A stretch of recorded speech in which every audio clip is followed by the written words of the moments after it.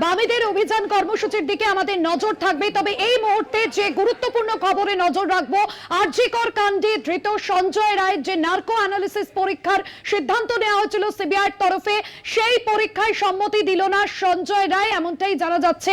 এই সম্মতির জন্য আজ শিয়ালদহ আদালতে যখন তাকে তোলা হয় এবং এই বিষয় অর্থাৎ নার্কো অ্যানালিসিস পরীক্ষার যে সিদ্ধান্ত সিবিআইয়ের তরফে নেওয়া হয়েছিল, আগে ধৃত সঞ্জয়ের পলিগ্রাফ পরীক্ষা করা হয়।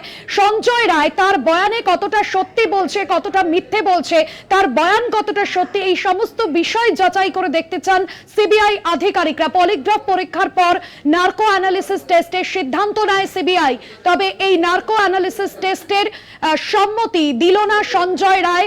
আপনাদের আরো একবার জানিয়ে রাখবো, নার্কো অ্যানালিসিস টেস্টের যে সিদ্ধান্ত নেওয়া হয়েছিল সিবিআইয়ের তরফে, এই টেস্টের সম্মতি দিল না সঞ্জয় রায়। আরজিকর কাণ্ডে ধৃত সঞ্জয় রাজ, তাকে শিয়ালদহ আদালতে তোলা হয় এবং যে সম্মতির জন্য তাকে আদালতে তোলা হয় এবং সেই জায়গা থেকে জানা যাচ্ছে যে সম্মতি দিল না সঞ্জয় রায়। এর আগে তার পলিগ্রাফ পরীক্ষা করা হয়, তার যে বয়ান সেই বয়ান কতটা সত্যি এই বিষয় যাচাই করতে সিবিআইয়ের তরফে এর আগে পলিগ্রাফ পরীক্ষা হয়।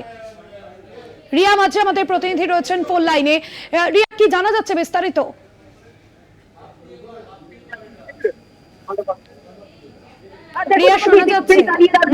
ইতিমধ্যে নিঃসন্দেহে এই বড় খবর এটা, কারণ সঞ্জয় রায় যার পলিগ্রাফ টেস্ট করা হয়েছিল, নার্কো অ্যানালিসিস টেস্টের জন্য আবেদন করা হয়, গতকাল সেই আবেদন করা হয়। সেই আবেদন অর্থাৎ আমরা জানি যে এই ধরনের টেস্টে অ্যাকিউজের কনসেন্ট নিতে হয়, সেটা বাধ্যতামূলক।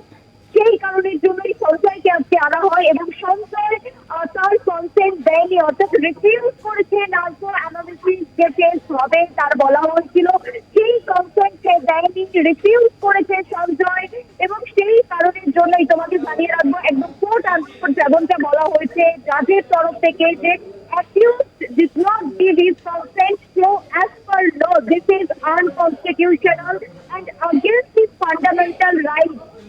এবং সেই কারণের জন্য এই যে আবেদন সিবিআই করেছিল, সেই আবেদনকে কিন্তু ইতিমধ্যেই খারিজ করে দেওয়া হলো কোর্টের তরফ থেকে। আরো একবার জানিয়ে রাখবো যে সিবিআই এর যে আবেদন, সেই আবেদনকে খারিজ করে দেওয়া হলো কোর্টের তরফে। কারণ হচ্ছে তার যে সিবিআই এর যে আবেদন ছিল যে নার্কো অ্যানালিসিস টেস্টের জন্য একটি হিয়ারিং রাখা হোক এবং অ্যাকিউজদের থেকে কনসেন্ট নেওয়া হোক, সেই ডেট আজকে নির্ধারণ করা হয়েছিল।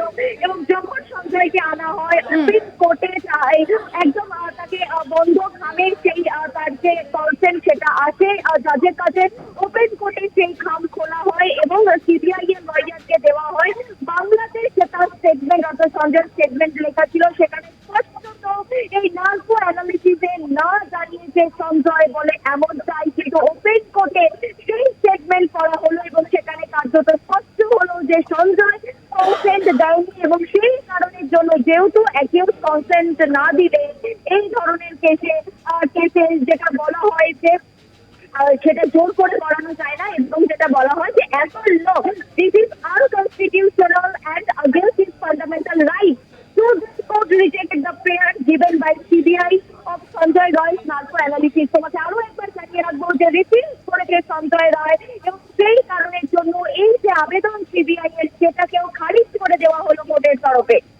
ধন্যবাদ জানাবো রিয়া মাঝি, আমাদের প্রতিনিধি ছিলেন ফোন লাইনে। অর্থাৎ আরজিকরের ঘটনায় অভিযুক্ত সঞ্জয় রায়, এর আগে তার পলিগ্রাফ টেস্ট করা হয়, তবে পলিগ্রাফ টেস্টের পরেও সিবিআই আধিকারিকরা তারা আরো নিশ্চিত হতে চাইছেন, অর্থাৎ সঞ্জয় রায়ের যে বয়ান নেওয়া হচ্ছে সেই বয়ানের ভিত্তিতে তার বয়ান কতটা সত্যি সেই বিষয়গুলোই যাচাই করে নিতে চান সিবিআই আধিকারিকরা।